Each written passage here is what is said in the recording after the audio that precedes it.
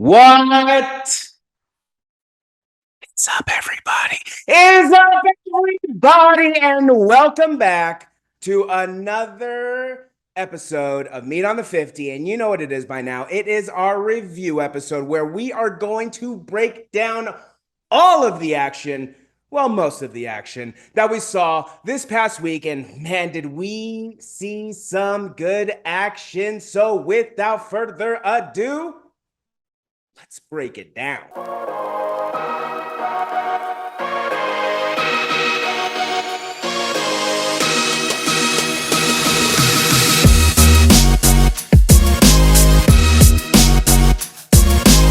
Welcome back. Welcome. Just welcome, just hello, everybody. How's everybody doing, right? Welcome back to another episode of Fantasy Time. I am your host, Jacob Cutler, the Fantasy Guy, and boy, oh boy, what a week of football we saw this past week. It was bananas. We got some storylines to get into. We got some controversies to cover. We got a lot of good stuff to break down, and you already know who's going to break it down with me. He always joins me. He's right to my left, right. I don't know. It is one of my best friends, Brandon Sullivan. And Brandon, how you doing? I didn't go back and check my my win-loss record for this week, but I have a feeling just based on what I watched that I did a better job than last week. Last week was abysmal. Oh yeah. This week we turned the page a little bit and just moved on, and I think we made some pretty good picks this week overall. Some things didn't work out for me as far as what I would have occurred, but unfortunately, all that matters is what happened and Monday Night Football. So how are you feeling, Jake? I'm feeling pretty good. Yeah, I'm feeling pretty good. I had a great Thursday. Obviously, prayers up to Tua, right? We'll get into that a little bit, the controversy surrounding that decision. But the Bengals, right? It started off great with the Bengals. The weekend was great, had a great weekend. Football was great. Just the normal weekend was great. Great weather, great people. It was solid. What a week of football that we saw. I mean, week 4 was very solid. We saw a lot of good matchups, a lot of good victories, a lot of big victories, I should say, and some eye-catching wins, kind of statement wins. That's the word I'm looking for. Statement wins that we saw in week 4. So we're going to get into it, but come on, I got to remind you, just remember that you can follow along with us just so simply on Spotify and Apple Music now, because we have turned our videos into audio form. Yes, they are now podcast forms, so you can get it on Spotify and Apple Music. Now it is even easier to follow along with us all season long. And remember, if at any point during the videos, right, you like what you see, and now you like what you hear, do us a favor and just smash a like button, smash a subscribe button, just tap a bell notification. That way, anytime new videos or new podcast versions of us drop, you're right there. You're right there to catch the action, because we're going to be dropping knowledge and dropping just we're just going to be talking about the action all season long. And I promise you are not going to want to miss it. But first, we got something to review, and that is how we did last week in the records. And like Brandon alluded to, we had a solid bounce back week. Let's put it up on the screen. Yeah, buddy. We went 6-10 last week together. This week we go 10-5 together. Absolutely dominating the week. Had our bounce back week. Like I've been telling you guys, we're going to bounce back, and we'll continue to bounce back all season long. Although for the guaranteed records, we can't put faith in this team anymore. 0-1 for yourself on the guaranteed victories this week. 1-0 though, because I think we found the worst team in the NFC, or the AFC, I should say. 1-0 on the guaranteed victories. So overall for the season, that puts us at, look at that beautiful record for you, getting back to positive. 32 and 30, excuse me, and 1, 2-2 on the guaranteed victories. Solid. Back to positivity, back to just feeling good, back to our picks looking good. I'm loving it. For myself, 30-32, closing the gap. We'll finish that gap this week for our picks episode. 30-32-1, 3-0-1 on the guaranteed victories. Bouncing back. I love it. But let's review, right? Let's wipe those off the screen because we got to get into it. And I just give it to me. Your team did it. They pulled it off, and they do it every single year, it seems like. Except we won't talk about it. Give me your instant reaction to what we just saw. Yeah, it was a really good defensive game. Credit to D'Amico Ryans and that defense. I mean, they definitely look like a Super Bowl caliber defense. We had people rushing in left and right. I mean, Matthew Stafford had no time at all, and a lot of that. Our secondary is playing lights out. I mean, Emmanuel Mosley and Charvarius Ward. Yep. Charvarius Ward looking like a very solid pickup in the offseason. I'm super stoked about him. And then that boy, Talanoa Hufanga, he is everywhere on that. Baby Palomalu, baby. Oh, yeah. He is everywhere on that field. He plays sideline to sideline. He plays with a lot of force.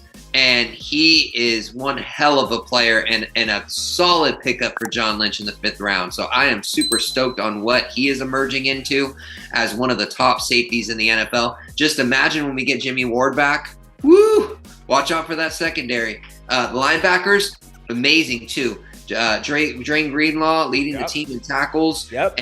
And Fred Warner almost had his second pick six against the Rams. That would have been incredible. But all in all, Jimmy played pretty well. I mean, I think he played his best as well as he could have as far as, on the offensive side. I think he missed some throws, but I'm not gonna really get too upset because he got us in field goal range. Robbie Gould missed a field goal. It would have put the game away. And Kittle just could not bring that second foot down. It was so close. It would have been close. It was such a good throw. It's just his foot was off by like a couple of inches. So I'll give Jimmy a pass. No interceptions. That's what I want. No fumbles. No interceptions. Yep. And give Jimmy credit. I mean, he stepped up and he avoided a few sacks. So that was good. I like second start. Remember, second start. No off season. No off season. Second start. So. Super stoked that we were able to defeat the defending Super Bowl champions and held them to 9 points, 9 touchdowns, 9 points, and a very, very solid victory, 24-9. And we are tied for first place now. There you go. In NFC West. What did you think of the game? I thought it was great. And are you fired up? Am I sensing a little fired up, Mr. I'm fired up. Yeah, I can tell. I mean, there is fuego coming through the screen right now. Performance last week. It's great to see, right? Great primetime victory for the Niners. And I got to say, that crowd, right? That crowd was electric. You could feel it through the screen, basically. I mean, every single big play. Massive noise from the crowd. That's awesome to see. And that definitely got the team energized. And yeah, remember, like I was telling you, right? Every team is allowed to have one bad game, right? It's just a matter of not doing it consistently. Niners had an opponent that they normally dominate, and they handled business 24-9. I wouldn't have predicted that score. That is kind of a blowout, in my opinion, for the defending champs, right? So the Niners, man, they real deal.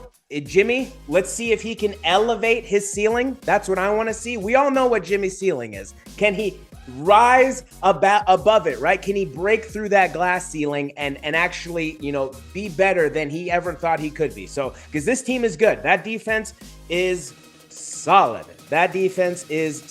Man. You're talking on that Debo and that on that. Oh, and Debo. I mean,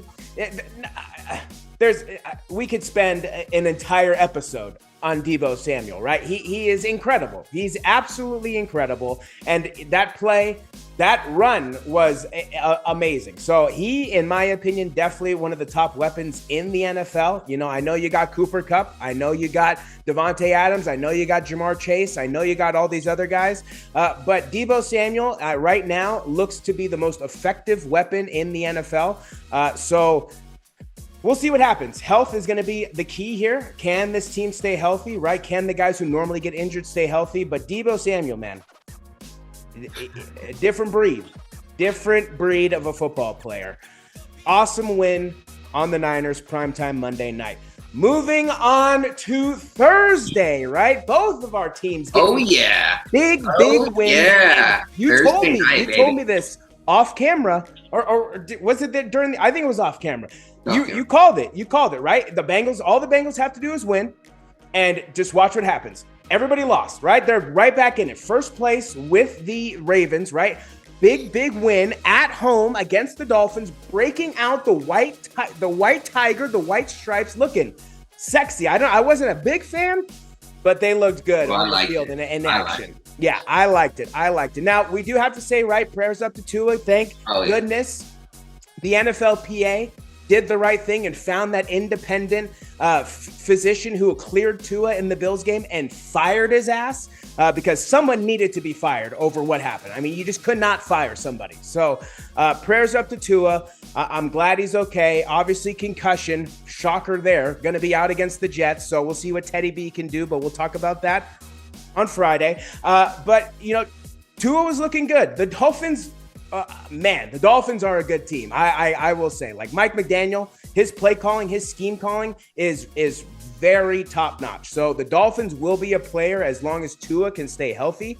But man, the Bengals, that line, holy moly, do they look night and day from what we saw in the first couple weeks of the season. Night and day, man. They have come together and they are gelling. Joey has all day to throw now, basically, and I can't tell you how happy it makes me. So the Bengals, I mean, I cannot be happier.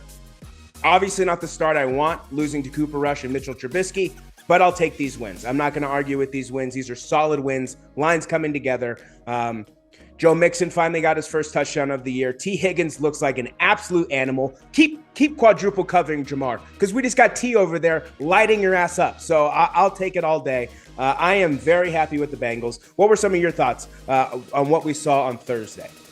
Yeah, just like you said, unfortunate for Tua. It was I was beside myself when I saw him on the floor, and just it did not look good, and yeah. I'm so thankful that he's okay. Yep. Because I've always liked Tua. I mean, ever since he stepped in at Alabama and won that game, getting them the national championship. I mean, I don't ever root for Alabama, but just to see that was just incredible. And I've always liked him. I mean, he's a humble dude. He's got a great family. He's got a great head on his shoulders. So it's just, you don't ever want to see that to happen to anybody, but poor Tua. I mean, he's having such a great season, and it's just unfortunate that had to happen for him. It's just, got to be devastating to himself and his family and things. So prayers up to Tua. I hope he comes back and is able to kind of come back stronger from that. But, shifting gears as far as the Bengals, you're right. I mean, the offensive line's playing really well. And when they play well and they're able to block well, you see what Joe Burrow can do. He's a national champion. We already knew that. I mean, he's an amazing quarterback. For they were ahead of schedule making the Super Bowl last year. So Jamar Chase played really well. Shouts out to T. Higgins. He had a great game. And I just thought that all around they played really well. And so, especially in the passing game. So that's a big victory for the Cincinnati Bengals to go from 0-2 to 2-2. I mean, I think easily they could be 4-0. I think they easily could have won those two games if they weren't sleepwalking. I do think, this is what I will say, Jake. Yep. I do think that there was a Super Bowl hangover for a couple of games. I would agree. And and this shows the kind of grit and the heart. Yeah, this shows the kind of grit and the heart that the Bengals have. A lot of teams, you go 0-2, you start to question yourself. You start to say, "Oh, it's going to be too hard," and then you don't do it. For them to fight back and win two critical games. Yep. Now they are tied for first place, as you mentioned, with the Ravens, who have lost a couple of heartbreaking games themselves. And now the Bengals are in the driver's seat to really take sole lead if they can win next week. So kudos to the Bengals. I'm super happy for you. I did think they would win that game. I thought it would be a little bit closer, but obviously with Tua getting hurt, it kind of changed the narrative. Yeah. So kudos to the Bengals. I think either way they would have won that game. Super stoked for you, and looking forward to see what they do next week. So to point off of what you said, right? Just looking it up on the ESPN app, 1 sack. One. Now, if we go back to last year, week 4, I'm sure we're looking at maybe 8 or 9 or 10 sacks. So 1 sack allowed by this line. So vast improvements where they need to be improved. That is awesome to see. Moving on to our early Sunday morning game, and it was a pretty good one. Now, I'm not going to lie, it was pretty good. So we had one across the pond where it went off the upright, Going back really quickly. Yes. Just the Bengals comparison. Yep. When you hold Joe Burrow to 2 or less sacks, you're going to win that game. Just like when the Celtics turn the ball over 13 or less times, they're going to win the game. They're very similar teams as far as you got to do one thing. Yep. And if you don't do it, your ass is going to lose. Yeah. So here is the recipe every single week for the Bengals. Protect Joe Burrow. If you protect him, you will win every game. That's a very good call out. I like it. That is a very good call out, right? You protect Joe. Who knows what the Bengals can do? Because, I mean, you give Joe time last year, who knows what would have happened. Now, can we move across the pond? Can we move across the pond? Is that okay? Because we had a ball hit the upright. It hit the upright, governor. All right. The ball hit the upright. We had almost 2 back-to-back 60-yard field goals by the Saints to not only tie the game, but to tie the game again. I mean, it would have been it was crazy. That game was bananas. Give me some quick thoughts on what we saw early Sunday morning. Yeah, no, I think honestly, I mean, Jefferson played well, Dalvin Cook played well. I think the Saints, give Andy Dalton some credit. I mean, at the end of the game, he actually made some really good throws. And so I was actually surprised that they were keeping up with Minnesota. Minnesota's, I think, a much better team than New Orleans, but New Orleans had some bite.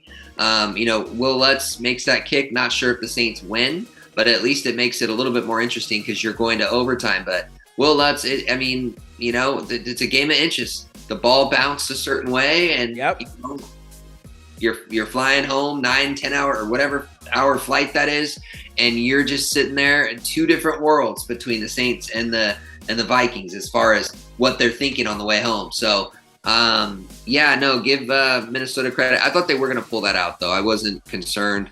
I thought that they're a better team than the Saints, but I think it's a little bit closer than they would have liked. Yeah, we'll see. I mean, the Vikings are only going to go as far as Kirk Cousins takes them. I agree. So we'll see what happens with the Vikings throughout this season. They're really, it's going to be interesting. It's going to be very interesting to see what happens with them. They're going to have some luck. It may have started in London. We'll see what happens the rest of the season. But the Vikings pulling out a big win in London, right? That's a big win in that division. Now, let's move on to the traditional Sunday morning games, right? Where we had some thrillers, right? The Falcons take down the Dukies, confirming that I will never pick them again, right? Your Seahawks absolutely nuking your guaranteed victory. Don't make me. At TSA, I got a clear pass. I'll get That's through right, that. you'll fly through. I'm sorry. Yeah, no. I'll get through that clear. Don't you ever talk with that blasphemy ever again, because I'm telling you, clear. I'm not even going to rely on you anymore, Mr. Flat Tire. I'm going to take my own Uber to you. And we'll see what happens. The Eagles stamping. They have the best team in the NFC. I'll go ahead and say it. That they are dominant. They look slow, and then boom, they went off and just ran off racing. The Ravens defense choking for the 3rd time in 4 weeks. Not good. Ravens. Lamar Jackson choked, but I think you throw in an interception in the end zone, that's a choke job. So true. John Harbaugh, I don't know what you're doing. You're calling a Pete Carroll. It's 4th and 2 on the 2-yard line, and you're having Lamar Jackson throw the ball. Excuse me, what the hell are you doing, my friend? There's no justifying that. I'm sorry. And then I've been waiting. I've been waiting 4 weeks.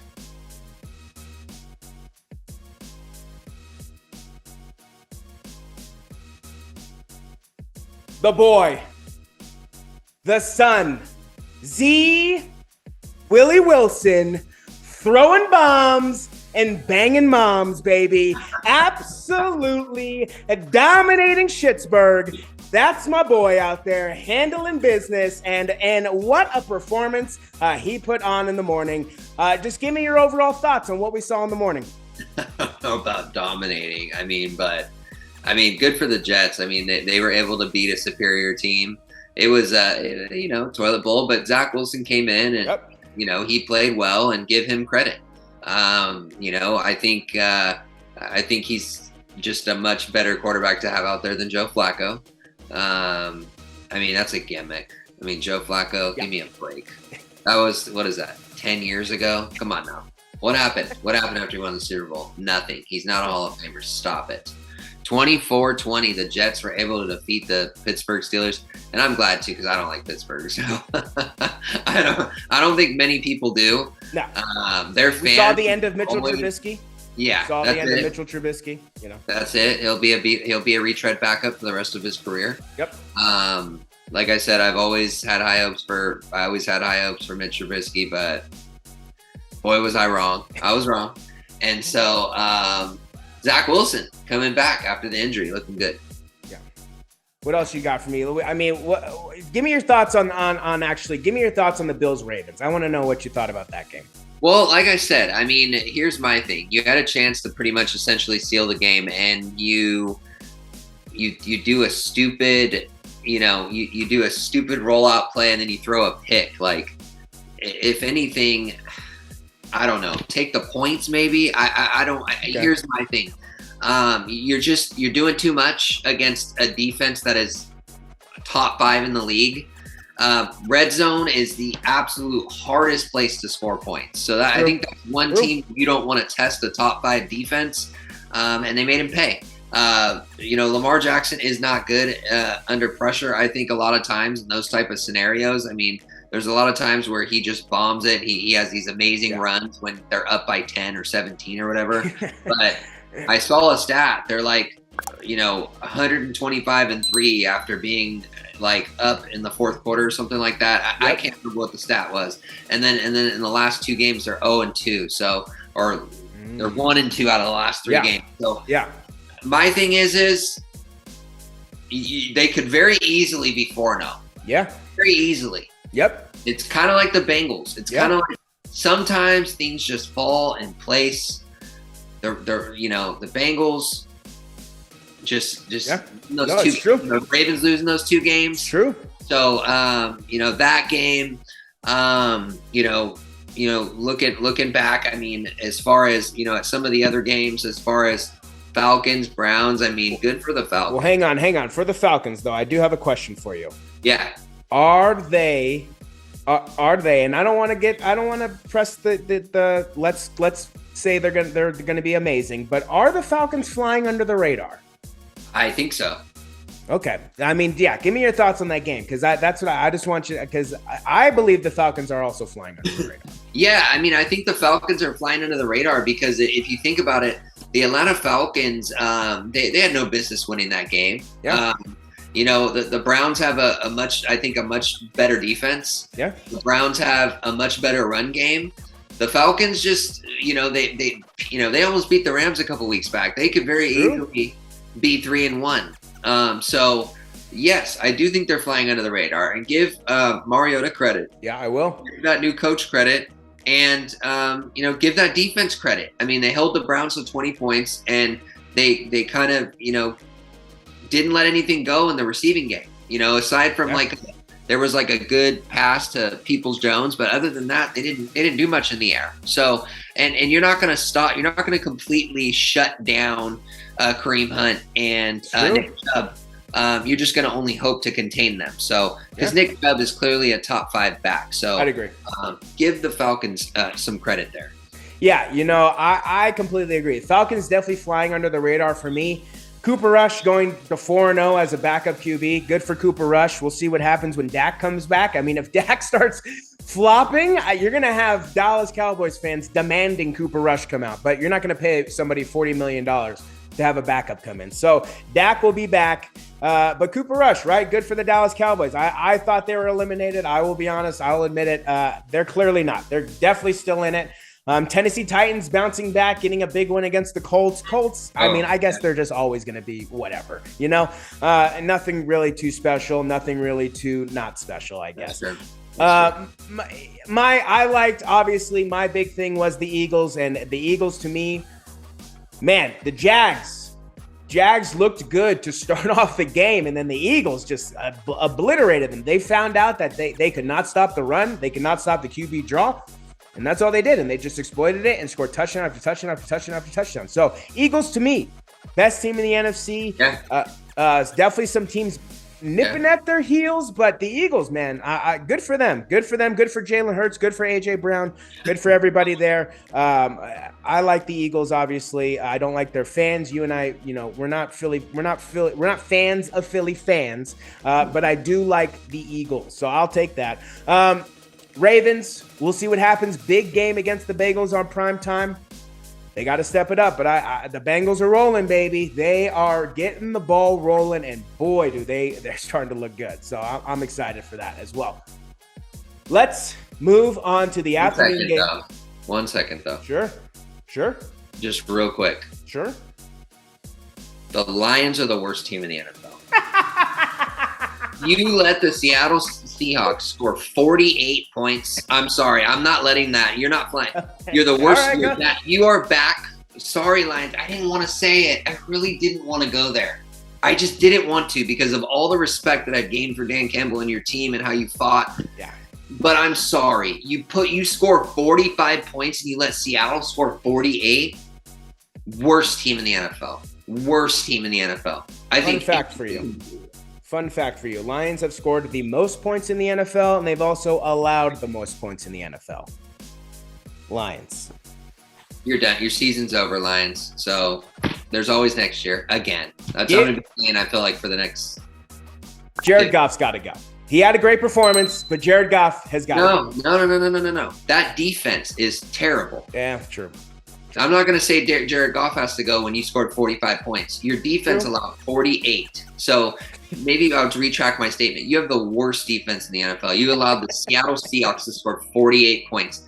Our defense we didn't even allow a point against Seattle. Not even a point. Oh, but they scored 7 points. They blocked a field goal. That was special teams. We didn't allow a point for Seattle, and our quarterback went out. So my thing is Seattle sucks.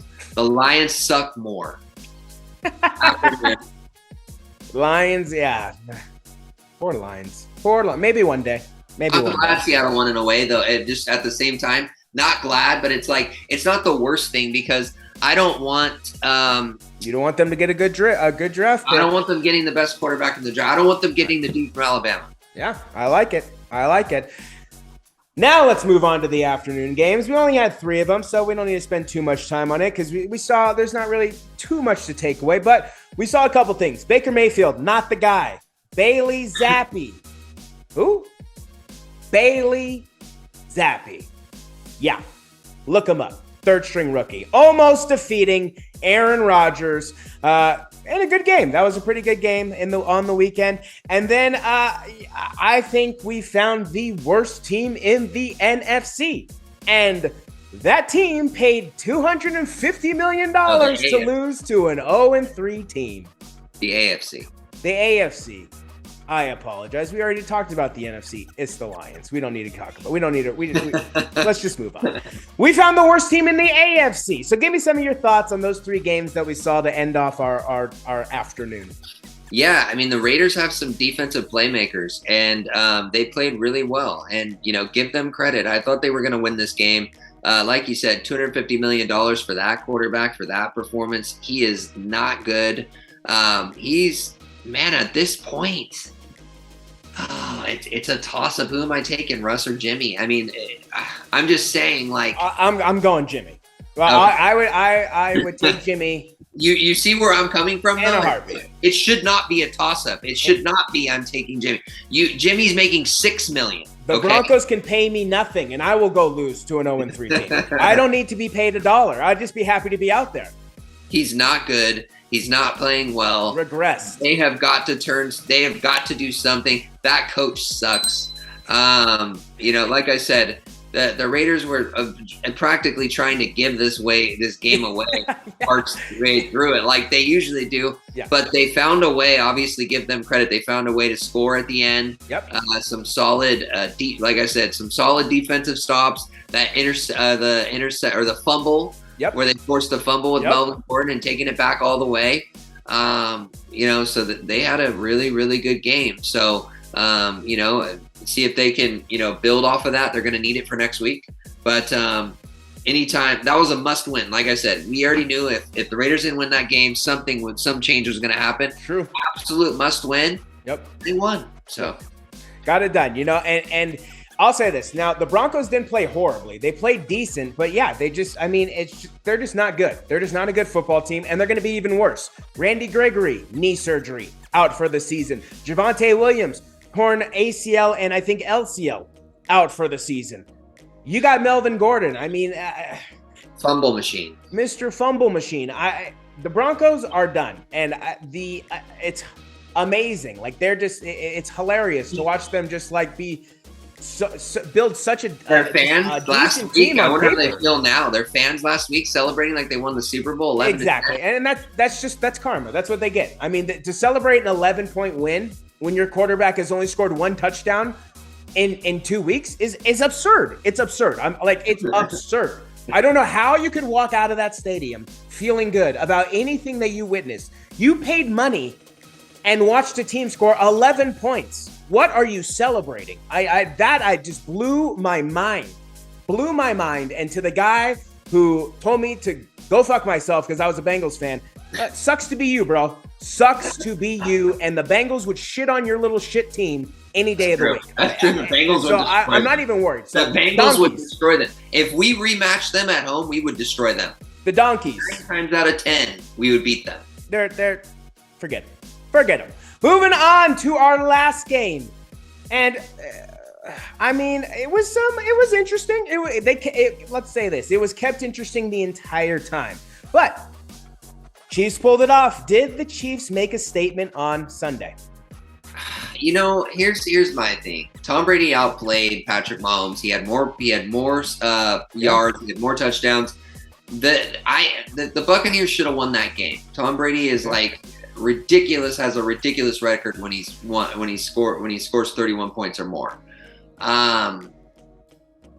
The way the Chiefs were acting was like they got revenge and all this stuff. This ain't the Super Bowl. It's a regular season game. Tom Brady don't care about losing a regular season game. Yeah. I mean, not as much.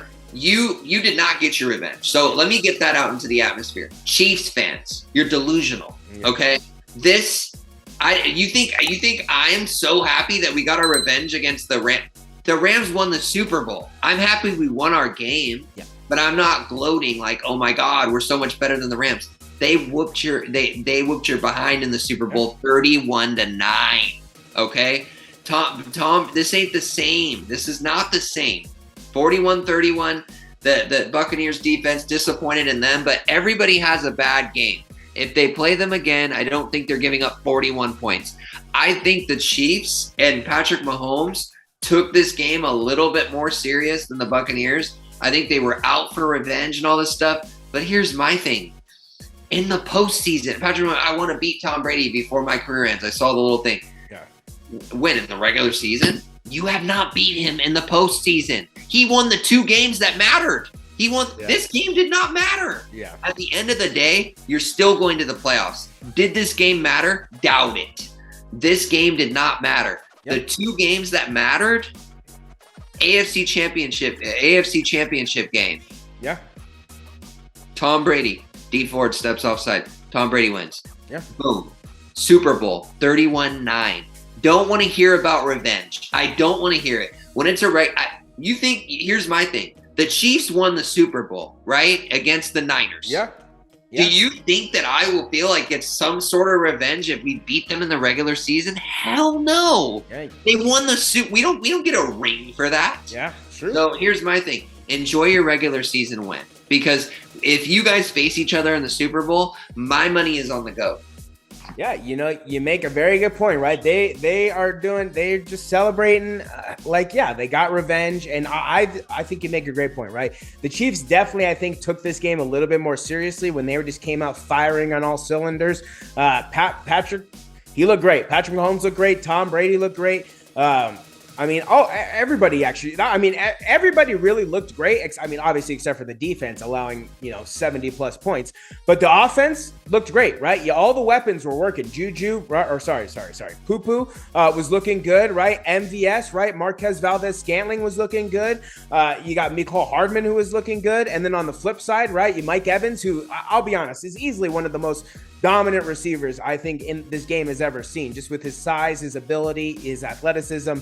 I think Mike Evans is severely underrated in terms of his ability as just a ball catcher. Bucs looked good. Tom looked good. This was kind of their first game where they kind of pulled it all together. Tom looked really good, right? He wasn't breaking tablets or anything like that. So, I don't expect these two teams to meet again. I'll be honest. I do not see them meeting in the Super Bowl. If they do, cool. Hopefully Tom wins and goes out with a bang. My money's on Tom. Yeah.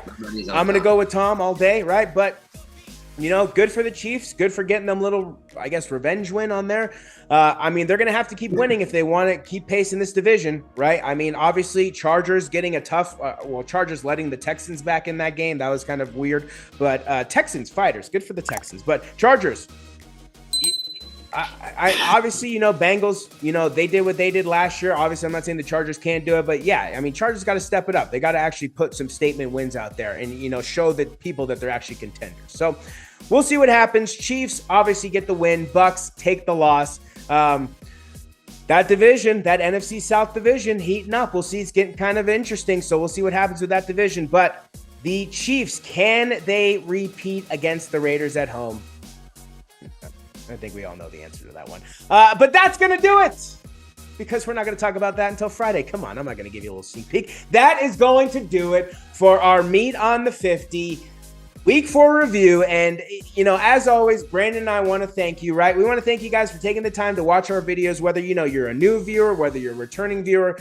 We hope that we've done something to keep you around and keep you coming back, right? That's all we want to do. We're just two guys who love to talk about football, and we just want to share what we think about what happened and what's going on with you guys. So hopefully you guys enjoyed, and hopefully we keep you coming back. Remember, you can follow along always on Spotify, Apple Music, because we have a podcast and it's just audio form, nice and easy. Wherever you're going now, you can take us with you, because we love talking sports. And if you're listening to us, you obviously love listening to sports. So come on and listen with us, because that's just what we like to do.